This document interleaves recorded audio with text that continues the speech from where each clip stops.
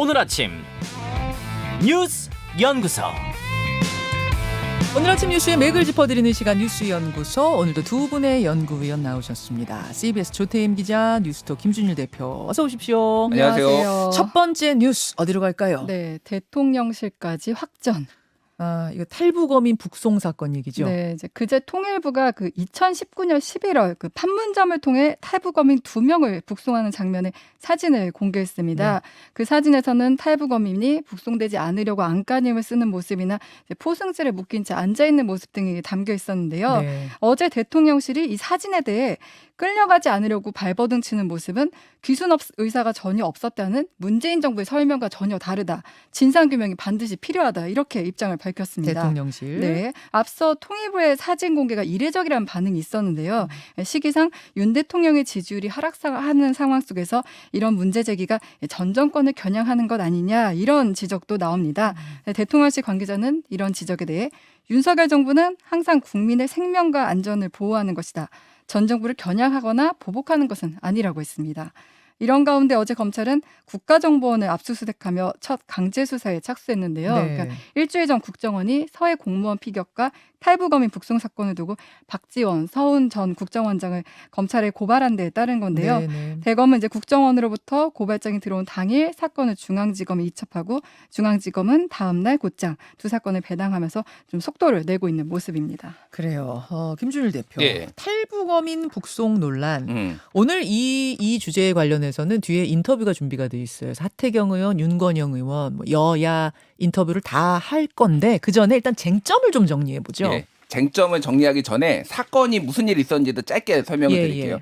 2019년 10월 말에 북한에 이제 오징어 잡이 배인데 17톤 규모 길이가 한 16m 됩니다. 네. 여기 배에서 선상 반란이 일어납니다. 그러니까 선장의 가혹행위를 참지 못한 3명이 선장을 살해하고요. 그 다음에 우리가 이거 그대로 가면 우리 살인죄로 죽을 것 같으니까 그 안에 있었던 선원 15명, 선장 포함해서 16명을 차례로 유인해가지고 죽였다. 이게 이제 그리고 바다에 시체를 다 버렸다라는 거예요. 그것이 이제 그 당시 2019년 통일부의 설명이었던 통일부의 거죠. 설명이었고 이게 어떻게 드러났냐면은 예. 소위 말해서 SI 첩보 예. 이제 감청을 해가지고 안 거 그리고 이 사람들이 넘어왔을 때 합동신문단이 이 사람들을 강도 높게 조사를 해가지고 이제 알아낸 거예요.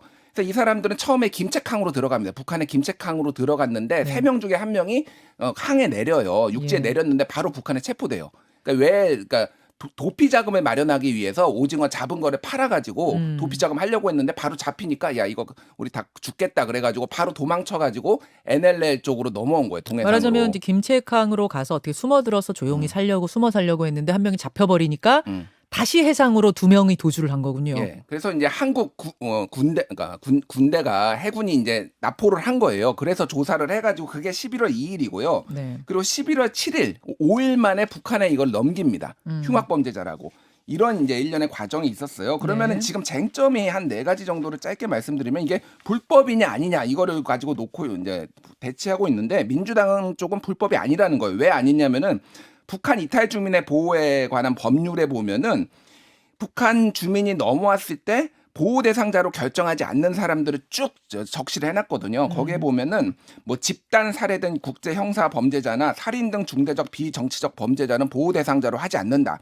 그러니까 이들은 보호 대상자가 아니니까 북한으로 보낼 수 있다라는 게 어제 우상호 비대위원장이나 뭐 기타 등등 민주당의 입장이고 지금 국민의힘이나 정부의 입장은 그게 아니다. 무슨 얘기냐면은 이 법은 보호 대상자로 하지 않는다라는 거지 이 사람들이 귀순을 받지 말라는 게 아니라는 거예요. 일단은 무조건 귀순은 받아야 된다라는 귀순 의사를 밝히면. 귀순을 의사를 밝히면은 헌법상 북한 주민도 우리 국민이기 때문에 받아들인 다음에 우리 재판정에 세워서 유무죄 판단을 받게 해야 된다. 이제 그런 거죠. 그렇죠. 그러니까 이거 법 자체를 해석을 잘못했다. 민주당이 이제 그런 주장이 이런 게 있는데 그러니까 이거는 기본적으로 북한이란 나라의 어떤 이중성 때문이에요. 네. 헌법 3조에는 이를테면은 대한민국 영토는 한반도와 부속 도서로 한다고 해서 반국가 단체고 지금 괴뢰 단체거든요. 우리 법상으로는. 법상으로는. 그렇죠. 그러니까 북한이 우리 법상으로는 국가가 아닌 건데. 국가가 아닌 건데 사실 4조에는 또 자유민주적 기본 질서에 입각해 평화 통일을 추진한다 이렇게 돼 있어요. 네. 그럼 반국가 단체하고 평화 통일을 어떻게 합니까? 그러니까 사실상 어떻게 보면 북한의 실체를 인정하는 거니까 헌법 3조와 4조가 어느 정도 충돌을 해요.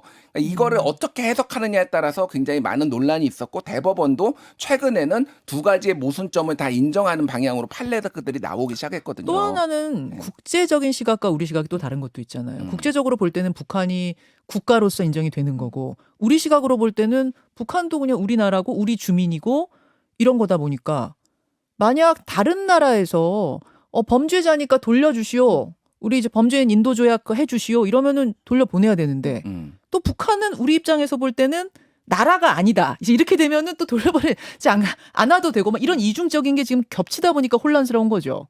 그러니까 이제 유엔 동시가입도 돼 있잖아요. 그러면 이게 국가가 아니냐, 국가냐, 뭐 이런 논란들이 있어. 이거에 어떤 기본적인 시각 자체가 다른 거가 하나가 있고요. 그러니까 여야가 서로 필요한 것만 지금 취사 선택해서 얘기하고 있는 느낌이 좀 저는 예. 들더라고요. 두 번째 쟁점 뭐냐면 그럼 범죄자라도 탈북민에 받아야 되냐 이런 거예요. 쉽게 얘기를 하면 이거는 진보 보수의 문제가 아니라 좀 감정 예를 들면은 보수라도 북송에 찬성 문재인 정부 잘했다 이렇게 말하는 사람도 있고 진보라도 문재인 정부 왜 인권 안 챙기고 북송했냐 이렇게 하는 분이 있어요. 예를 들면 이런 겁니다. 당시에 보수 진영에서 김무성 전 새누리당 대표가 잘 보냈다. 이런 흉측한 놈들 받아서 되겠냐 이런 얘기를 했어요 실제. 예. 그리고 이해운 정보위원장도 정보의 브리핑을 받고 이런 사람들이 돌아다니게 되면 우리 국민에 큰 위험이 된다라고 당시에 얘기를 했거든요. 예. 그러니까 보수 진영에서도 의견이 다른 거예요.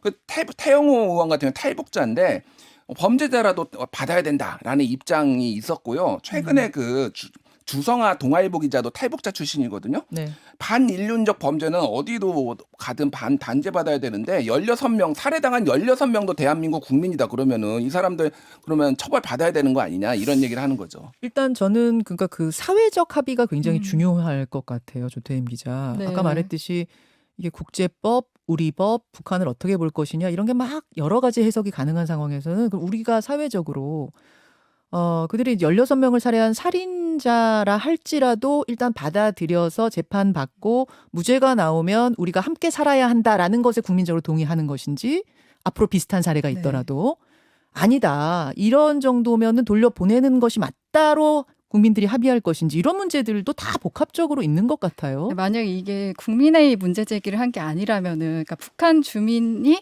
그 범죄자를 저질렀던 평상시 같았으면 국민의힘이 어떻게 나왔을까 생각해봤을 때 사실 뭐 난민 문제나 이런 거에 있어서도 그 국민의힘은 좀 보수적인 입장이었잖아요. 근데 그 탈북민에 대해서 그것도 16명을 살인한 사람에 대해서 우리나라에서 생활을 할 때 그 윤건영 의원이 지적했지만 뭐 집을 제공하고 먹을 것을 제공하고 이런 사회보장 제도를 하는 게 과연 타당한가 이런 점에 있어서는 또 의문이 들고 그 전에 일단 그럼 이들이 흉악범인 건 확실히 맞느냐 여기서부터 저는 좀 쟁점을 확실히 해야 될 것 같아요. 그러니까 흉악범이라고 확실히 본다면 100% 본다면 또 국민들의 생각이 달라질 수 있고 흉악범이 아닐 가능성도 있지 않아? 이렇게 본다면 또 달라질 수 있고. 그렇죠. 그게 또 쟁점이 하나예요. 그래서 지금 국정원이 서훈정 국정원장을 고발한 게 충분한 조사가 이루어지지 않았다라는 거예요. 흉악범이 아닐 수도 있다. 그러니까 그거는 뭐냐면은 더 조사를 해봤어야 된다라는 건데 이거 자체에 그렇다고 조작이 있었다라고 고발을 한 건 아니에요. 그러니까 근데 더 조사를 하면은 북한에서 정보를 충분히 제공을 해서 물적 증거를 확보할 수 있냐라는 거. 그럼 얼마나 조사를 하면은 충분한 조사가 될 수 있냐라는 거.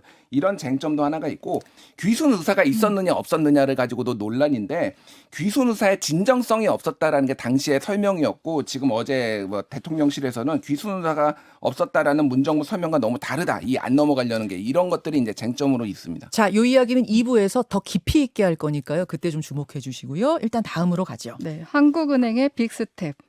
예, 한국은행이 사상 초유의 빅스텝을 감행했습니다. 네, 보통 기준금리는 0.25% 인상하는 게 일반적이거든요. 네. 근데 어제 한국은행 금융통화위원회는 한 번에 0.5%포인트 올렸습니다. 네. 기준금리는 연 1.75%에서 2.25%를 올랐는데요. 그 빅스텝은 1999년 기준금리 도입 이래 처음이고요. 네. 또 앞서 4월, 5월에 금리 인상했잖아요. 3연속 금리 인상 결정도 이번이 처음입니다. 근데 사실 한은행 빅스텝 단행은 어느 정도 예상은 됐었어요. 워낙 물가가 치솟고 지난달 소비자 물가 상승률 6%로 98년 이후 가장 높은 수준을 기록했기 때문인데요. 네. 금리 인상으로 인한 경기 침체 우려에도 이 물가를 잡기 위한 불가피한 조치라는 게 한은의 설명입니다. 네. 그리고 또 최근 미국에서 자이언트 스텝 0.75% 금리 인상을 단행했잖아요. 자이언트 스텝. 네. 이달 말 열리는 이제 FOMC에서도 이제 또 자이언트 스텝 또 혹은 전보 스텝 얘기도 나와요. 1% 포인트 올리는 전보 스텝 자이언트 얘기도 스텝 다음은 전보 스텝이에요. 네, 나오더라고요. 참 우리 신기한 용어들이 경제 용어 많이 다양하죠. 배워요 네. 요즘.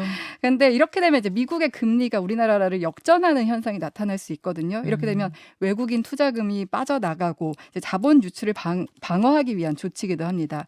지금 한은 올해 남은 금통이 8월, 10월, 11월 세 차례입니다. 네. 그러니까 세 번의 금통위가 열릴 때마다 0.25%포인트씩 올린다고 하면 연말 정도에는 연 3%까지 오를 가능성 제기되고 있습니다. 어제 미국이 물가 상승률 발표를 했는데 놀랄만한 수치 나오지 않았어요? 네, 미국의 그 소비자 물가 지수가 9.1% 올랐다는 뉴스가 나왔어요. 9.1% 한 번에. 9.1%. 그러니까 지난달 와. 그 8.6% 이것도 이제 예상을 뛰어넘는다 했었는데 네. 지금 시장 전망치가 이번 달엔 8.8%를 예상했는데 이를 훨씬 뛰어넘는 9.1%가 나온 거예요. 아니 8.6% 올랐을 때도 네. 이게 81년 만에 처음이라고 그랬거든요. 미국에서. 81년도 이후 처음이라고. 81년도 이후. 네. 근데 지금 그걸 또 넘은 거예요. 네, 맞습니다. 그렇다 보니까 이제 당연히 아까 말씀드린 것처럼 뭐 0.75%포인트 자이언트 스텝은 물론이고 1%포인트까지 올릴 수 있는 거 아니냐 이런 예상이 나오고 있습니다. 김준일 대표. 예. 한마디 난리가 났다 지금 뭐 이런저런 물가는 오르고 있는데 지금 네. 경기 침체 가능성이 매우 높아지고 있다라는 거예요. 그러니까 스태그플레이션 가능성이 지금 높아졌다라는 건데 지금 이자 부담이 너무 늘어나고 있습니다. 지금 0.25% 올라갈 때마다 자영업자 대출이 지금 900조 원 정도 되는데 909조 원. 그러면은 이자 부담이 연간 1조 6천억 원씩 증가를 해요. 이자만. 예, 그러면 지금 이 상황이 계속 이어진다면 올해 이제 11조 2천억 원 정도 이제 자영업자 이자 부담이 늘어난다는 거거든요. 근데 지금 소상공인 대출 상환 유예 조치가 올해 9월에 끝나는데 금융위원장은 더 연장하지 않겠다. 라고 지금 말한 상황에 이걸 계속 왜냐하면 가계부채가 늘어나는 것도 부담이기 때문에 그러니까 이거 어떻게 할 것이냐라는 거고 또 하나는 지금 임금 인상을 하지 말아달라고 지금 추경호 경제부총리가 계속 얘기하고 있잖아요. 또 물가 상승 더 압박할까 그 봐. 합리적인 부분도 있지만은 예를 들면은 내 임금이 안 오르면은 지갑을 닫아버립니다. 그렇잖아요. 그럼 9%나 물가는 올랐는데 나는 그럼 돈을 아껴 써야죠. 그러네요. 그러면 깊은 경기 침체. 경기 침체로 가버리는 이런 지금 딜레마적인 정말 상황이 지금 이어지고 있습니다. 정말 딜레마네요. 예. 그리고 가계부채 관련해서 한마디 덧붙이자면 네. 우리나라가 GDP 대비 가계부채가 굉장히 높잖아요. 예. 근데 미국 같은 경우는 65%, 우리나라는 103%라고 해요. 그리고 우리나라의 위험성이 있는 게 그 우리나라는 고정금리보다 변동금리의 비율이 높다고 해요. 그렇다 보면 지금 금리 인상에 더 가계대출이 취약한 상황에서 더 위험하지 않나 이렇게 지적하고 있습니다. 자, 이제 걱정이 되는 게 코로나인데 어제 코로나에 대한 새로운 방역 대책들이 발표됐지요. 이 이야기는 자세하게 2부에서 방역 책임자와 함께 얘기 나누겠습니다. 두 분 수고하셨습니다. 감사합니다. 김현정의 뉴스쇼는 시청자 여러분의 참여를 기다립니다. 구독과 좋아요, 댓글 잊지 않으셨죠? 알림 설정을 해두시면 평일 아침 7시 20분 실시간 라이브도 참여하실 수 있습니다.